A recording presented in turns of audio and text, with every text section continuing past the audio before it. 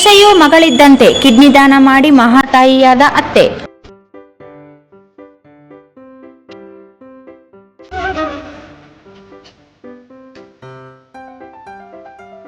ಅತ್ತೆ ಸೊಸೆ ಎಂದರೆ ಕಲಹ, ವೈಮನಸ್ಸು, ಸಿಡುಕು ಎಂಬುದು ಸಹಜ. ಆದರೆ ಇಲ್ಲೊಬ್ಬ ಅತ್ತೆ ತಮ್ಮ ಸೊಸೆಗೆ ಒಂದು ಕಿಡ್ನಿ ದಾನ ಮಾಡಿ ತಾಯಿಯಾಗಿದ್ದಾರೆ. ಯಾದಗಿರಿ ಜಿಲ್ಲೆಯ ಹುಣಸಗಿ ತಾಲೂಕಿನ ಗಡಿ ಗ್ರಾಮ ಮಾಳ್ನೂರು ಗ್ರಾಮದ ಶಾಂತಾಬಾಯಿ ಮೇಲಿನಮನಿ ಕಿಡ್ನಿ ದಾನಿ ಮಾಡಿ ಶಾಂತಬಾಯಿ ಗುರಣ್ಣ ಮೇಲಿಮನಿ ದಂಪತಿಯ ಪುತ್ರ ಪ್ರಕಾಶ್ ಅವರೊಂದಿಗೆ 14 ವರ್ಷಗಳ ಹಿಂದೆ ತಾಳಿಕೋಟೆ ತಾಲೂಕಿನ ಹೊಸಳ್ಳಿ ಗ್ರಾಮದ ಬಸಮ್ಮ ಅವರೊಂದಿಗೆ ಮದುವೆಯಾಗಿತ್ತು. ಖಾಸಗಿ ವಾಹನ ಚಾಲಕರಾಗಿ ಪ್ರಕಾಶ್ ಬೆಂಗಳೂರಿನಲ್ಲಿ ಕಾರ್ಯನಿರ್ವಹಿಸುತ್ತಿದ್ದಾರೆ.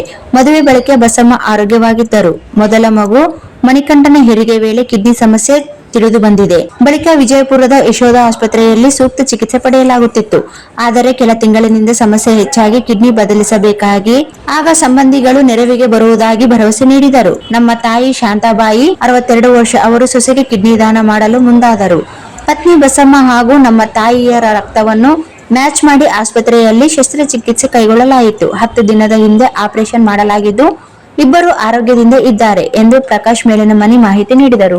ಸೊಸೆ ಬಸಮ್ಮ ನಮ್ಮನ್ನು ಚೆನ್ನಾಗಿಯೇ ನೋಡಿಕೊಂಡಿದ್ದಾರೆ. ಆತ್ಮತೃಪ್ತಿಯಿಂದ ಕಿಡ್ನಿಯನ್ನು ದಾನ ಮಾಡಿದ್ದೇನೆ. ನಮ್ಮ ಕುಟುಂಬ ಚೆನ್ನಾಗಿ ಇರಲಿ ಎಂಬುದು ಮುಖ್ಯ ಉದ್ದೇಶ ಎಂದು ಶಾಂತಾಬಾಯಿ ಮೇಲಿನಮನಿ ತಿಳಿಸಿದರು. ಅತ್ತೆ ಸೊಸೆ ಇಬ್ಬರು ಮಾದರಿ ಕಾರ್ಯ ಮಾಡಿ ಗ್ರಾಮಕ್ಕೆ ಹೆಮ್ಮೆ ತಂದಿದ್ದಾರೆ.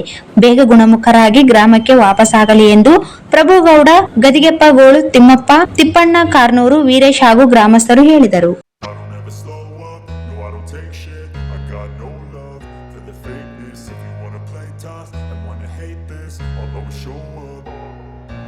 I don't ever slow up, no I don't take shit. I got no love for the fakeness. If you wanna play tough and wanna hate this, I'll always show up and make a statement.